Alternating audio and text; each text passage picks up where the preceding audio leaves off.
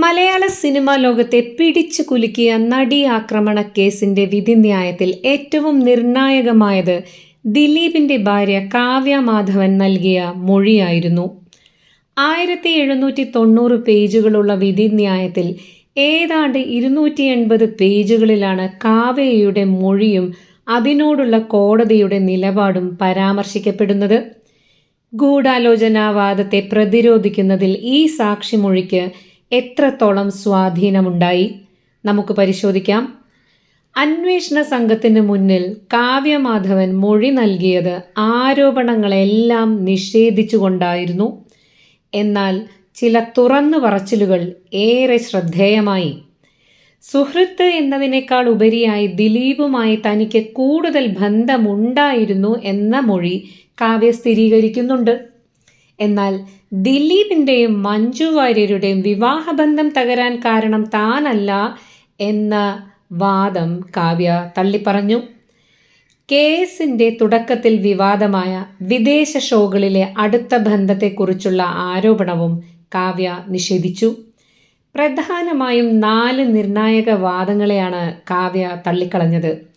ആക്രമണത്തിന് ഇരയായ നടിയും മഞ്ജു വാര്യരും തന്നെ കാണാൻ വന്നു എന്ന മൊഴി നിഷേധിച്ചു. ദിലീപും അതിജീവിതയും തമ്മിൽ ശത്രുതയുണ്ടായിരുന്നില്ല എന്നും കാവ്യ കോടതിയിൽ പറഞ്ഞു. ദിലീപുമായി ബന്ധപ്പെട്ട മെസ്സേജുകളോ ഫോൺ കോൺടാക്റ്റുകളോ ഓർമ്മയില്ല എന്ന മറുപടിയാണ് നൽകിയത്.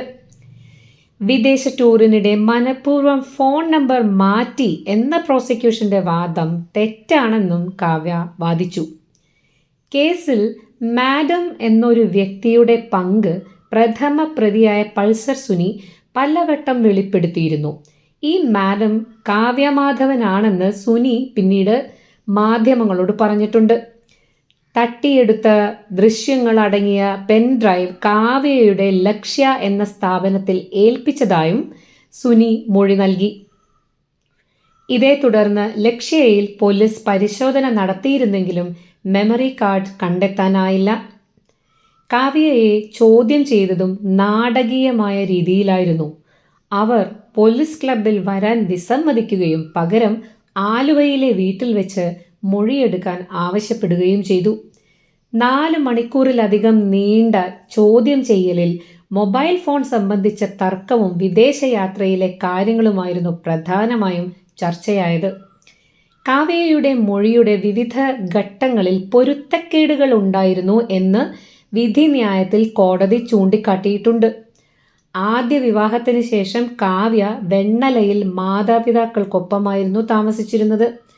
ദിലീപുമായി വിവാഹബന്ധം വരെ അതിജീവിതയ്ക്ക് നല്ല ബന്ധമാണ് തന്നോടുണ്ടായിരുന്നതെന്നും കാവ്യ സമ്മതിക്കുന്നുണ്ട്. എന്നിരുന്നാലും തൻ്റെ ഭർത്താവിന് അനുകൂലമായ നിലപാടാണ് കാവ്യ മൊഴിയിലൂടെ സ്വീകരിച്ചത്. ഇത് ഗൂഢാലോചന കേസിൽ നിർണായകമായി. ഇനി എന്ത് സംഭവിക്കും? നമുക്ക് കാത്തിരുന്ന് കാണാം. കൂടുതൽ സിനിമ, സീരിയൽ വാർത്തകൾക്കും വിശേഷങ്ങൾക്കുമായി ഈ ചാനൽ സബ്സ്ക്രൈബ് ചെയ്യുക, ഫോളോ ചെയ്യുക, ഷെയർ ചെയ്യുക, ലൈക്ക് ചെയ്യാൻ മറക്കരുതേ.